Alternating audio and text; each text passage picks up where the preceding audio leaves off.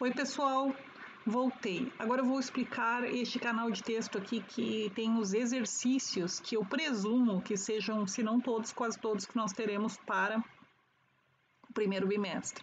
Então, nosso portfólio 1 é um compilado desses exercícios aqui. Nós vamos fazendo, vamos guardando e depois organizamos tudo. Teremos também os desenhos de observação, que algumas turmas já começaram a fazer, mas pronto, isso é outro assunto. Agora vamos ficar com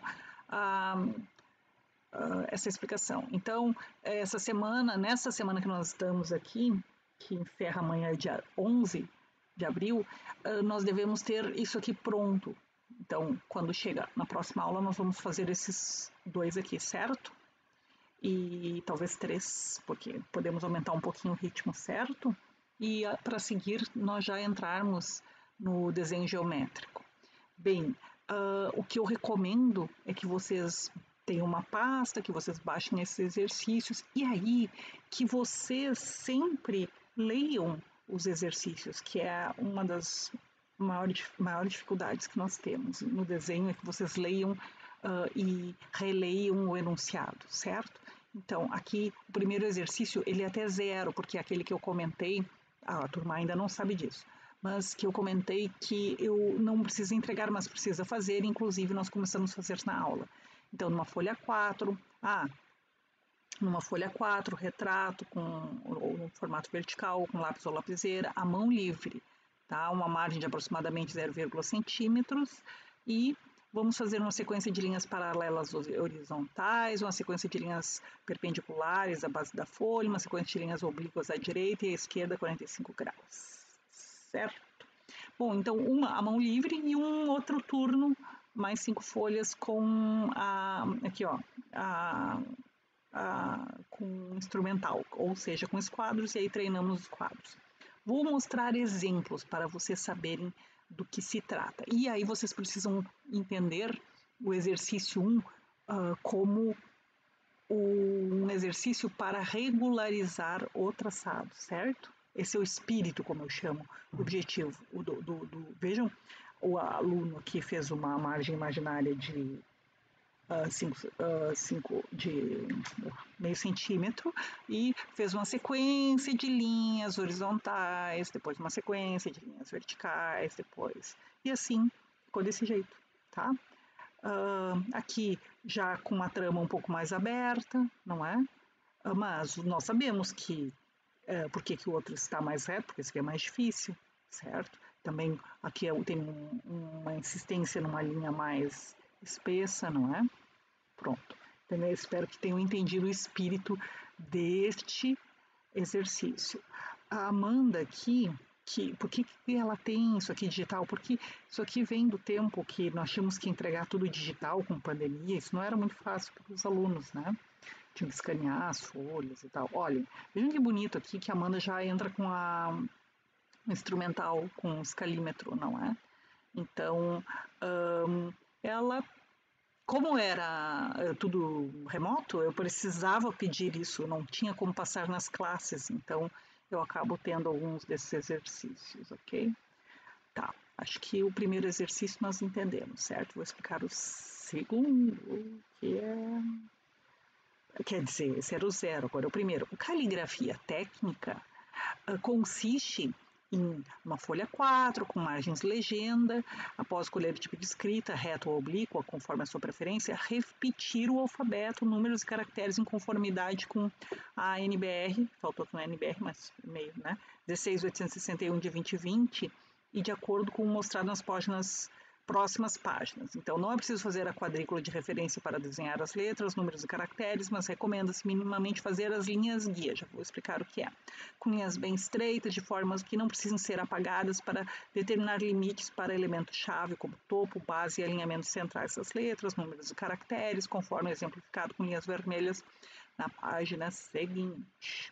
O exercício será mais útil, importante isso aqui, se o tamanho da sua letra for usado como referência, tá? Por conta da aplicabilidade desse exercício. Então, eu já falei em aula, nós não vamos fazer a quadrícula e fazer um alfabeto extremamente, né, uma caligrafia extremamente técnica, só precisamos desenvolver um método para regularizarmos a nossa linha. Vejam, e aqui está bem grande, vocês não precisam fazer tão grande, né? Façam uma coisa menor, já vou mostrar para vocês o tamanho da letra de vocês, certo? Mas eu deixo grande para que vocês enxerguem. Fiz no quadro, vocês têm um A, um B, e vejam que existem linhas guia que ajudam a nós mantermos no topo e na base essas linhas, essa escrita regular e também as relações internas da letra. Vejam que existe um alinhamento aqui, ó, onde vai o traço aqui do meio do B, E, F, G, H, estão vendo? Ali onde termina o M, mais ou menos aproximadamente. E aqui embaixo, o A, ele não está no meio, estão vendo? Ele é um pouco mais nesse terço mais inferior. Pronto, e assim sucessivamente. Eu espero que vocês tenham entendido. Então, são letras maiúsculas, letras minúsculas, os diversos caracteres, os números, caracteres especiais, certo? Então, vocês precisam replicar. Lá no começo do enunciado, eu digo para escolher se é reta ou oblíqua. Qual é a diferença de reta e oblíqua? Aqui, ó, tem pessoas que têm a sua letra mais reta e outras têm ela mais oblíqua. Ah, mas a minha oblíqua para o lado, não, para o lado esquerdo não pode, para o lado direito. Aí só dá um mirror aí, um espelhamento, tá bom? Tá? E é nessa folha aqui também, pessoal, que eu tenho esse desenho tá errado, o Josh tinha me falado para mudar esse desenho, vou ainda mudar isso, tá, pessoal? Porque aqui ele tá 4 por 3 de altura, mas é o contrário, a quadrícula tem que ser menor. Deve ter tido um achatamento aqui, esse tipo de coisa insuportávelzinha que acontece, tá? Mas confiem nos números, nos valores numéricos, não na proporção do desenho. Que para nós é muito incomodativo, convenhamos, mas vamos a isso, tá? Então, o que eu sugiro? Que é pedido que a legenda tenha 18 por 4 de altura, sendo que aqui tem 3. Ora, se a folha tinha 21, aqui tem 18, eu tirei 3, aqui sobrou 15. 15 dividido por 2 é 7,5 aqui, 7,5 dividido por 2 dá 13,75, por isso cada quadrícula tem 13,75 por 1 de altura, concordam?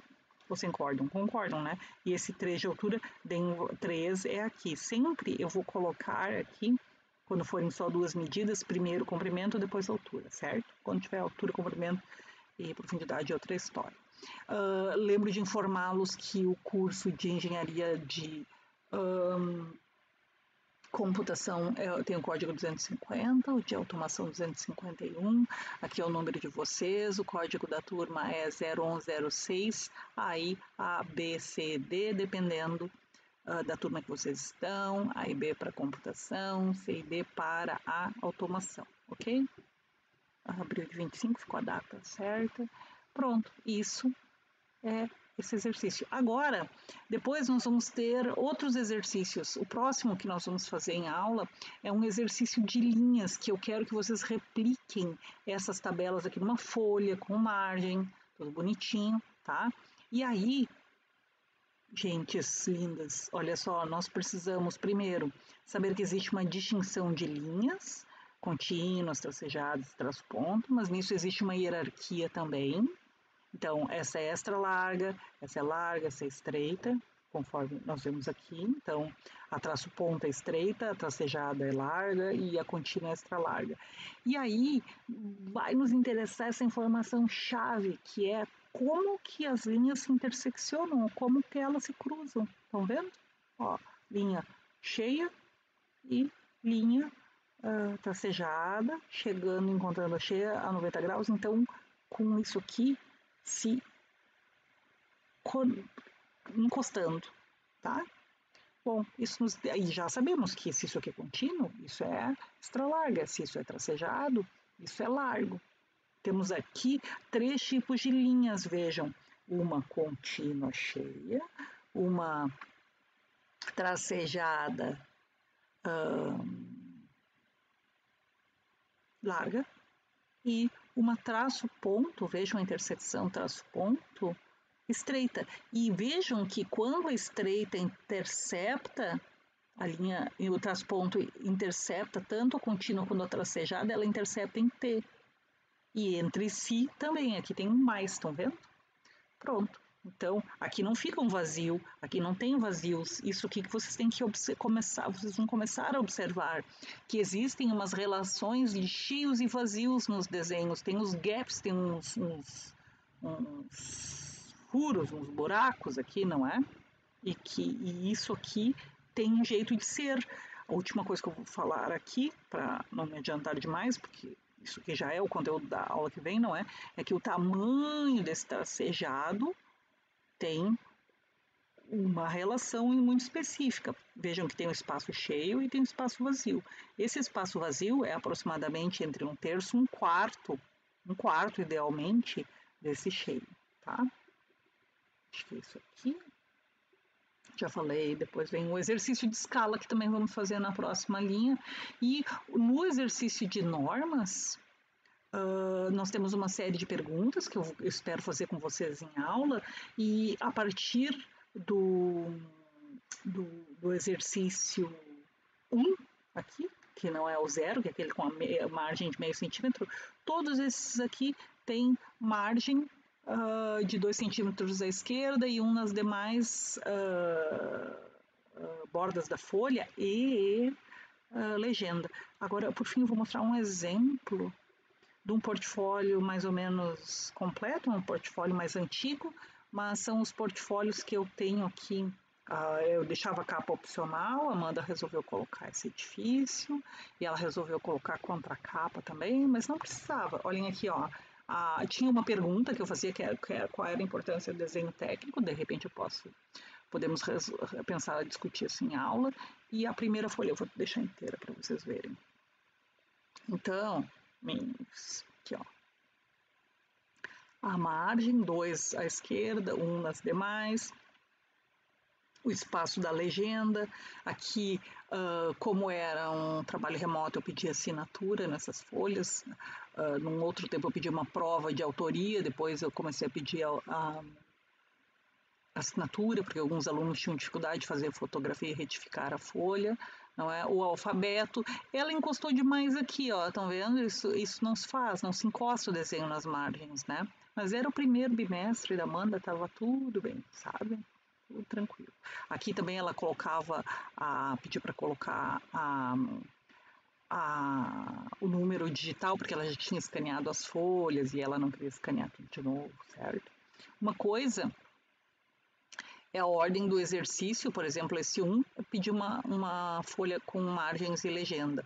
O 2 era essa relação aqui do conteúdo que existe que é suposto para a folha de desenho. Então, uma coisa é o enunciado do exercício, outra é a da prancha, certo? A prancha equivale à página do trabalho.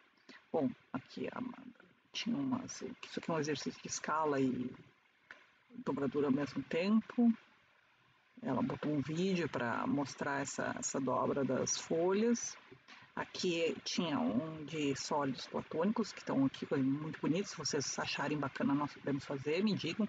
Eu gosto muito do exercício de paper toy, acho muito, muito útil, porque recompõe muitos conteúdos que estão perdidos de uma forma assim bastante prazerosa. O exercício de escalas e bom, aqui nós temos uns problemas nos exercícios da Amanda, que eu sempre falo, não é traço bola, não é traço ponto, é traço bola. Ela faz traço bola, olha que coisa horrível. Mas, de certa forma, é bacana para que a gente enxergue o que não é certo. Também se aprende com antimodelo. E aqui a intersecção de linhas também, estão vendo? Parece que a gente não vai errar, mesmo uma boa aluna que depois se transformou numa aluna 10, ela tinha dificuldade em entender exatamente que era pedido nesse exercício. É dessa intersecção aqui que nós estamos falando, estão vendo? Ali fica um vazio. Pronto, já comprometeu toda a leitura. Ali, ó, vazio, o traçado chegando num vazio. Não era assim, lembram? Ela praticamente erra todos aqui, né? Tá? Bom, mas eu tinha mostrado um certo antes, porque era a referência, inclusive. E vejam que não é tão simples copiar. Se nós copiamos sem o espírito crítico, não funciona. Nós precisamos ter o espírito crítico ligado. Bom, pessoal, habilitado o tempo todo. Eu vou parar por aqui por conta do tempo do vídeo, tá?